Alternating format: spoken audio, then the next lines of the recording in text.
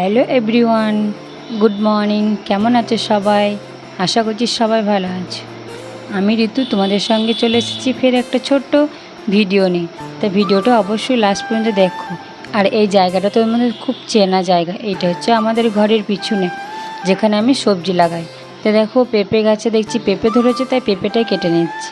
পেঁপেটা অনেকটা বড় হয়েছে, কতদিন হয়ে গেল, তার জন্য বড় হয়েছে। মনে করছিলাম যে কাটবো কিন্তু সময় হয়নি, তার জন্য পেঁপেটাই কেটে নিলাম আজকে রান্না করবো বলে।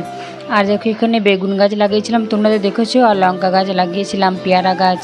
তো দেখো বেগুন গাছটা হচ্ছে যে ঘাস ফাস আছে না, বৃষ্টি হচ্ছে তো তার জন্যে বেগুন গাছটা ঘাস বনে সব চাপা পড়ে গেছে। আর একটা বেগুন ধরেছে গাছে, তার তুলে নিলাম আজকে রান্না করবো বলে। আর আমি বাপের বাড়ি গিয়েছিলাম, বাড়িতে ছিলাম না। দেখো পেয়ারা গাছটা সব পাশে ছাগলের ঘেরটা ভেঙে এসে পেয়ারা গাছটা খেয়ে নিয়েছে। এবছরের মধ্যে পেয়ারা ধরতো, কিন্তু বারবার যদি ছাগলে খেয়ে নেয় তাহলে কি করে পেয়ারা ধরবে। আর দেখো লঙ্কা গাছগুলোও খেয়ে নিয়েছে। লঙ্কা গাছে ঝাল লাগেনি কি জানি, ছাগলগুলো সব খেয়েছে, ওদের ঝালও লাগেনি। তো দেখো পাশের গাছ, পাশে যে আশেপাশে গাছগুলো আছে না, দেখতে খুব সুন্দর লাগছে দেখতে। আর দেখো এই জায়গাটা একবারে সব ঘাসে ভর্তি হয়ে গেছে। পরিষ্কার করবো করে আর করা হচ্ছে না, টাইম পাওয়া যাচ্ছে না, সংসারের কাজ। আবার তোমরা তো জানো যে আমার পার্লার আছে। তো দেখো একটা বেগুন ছিল আর হচ্ছে পেঁপেটা কেটে নিলাম। আর দেখো পুঁই শাক আছে, সেগুলো কেটে নেবো। আজকে পুঁই শাক রান্না করব, অল্পই ছিল পুঁই শাক। তো দেখো এখানে 4-5টা পুঁই শাক গাছ হয়েছে, তার জন্যে কেটে নিচ্ছি। আর এই পুঁই শাক কাটতে গিয়ে না আমার হাত কেটে গেছে।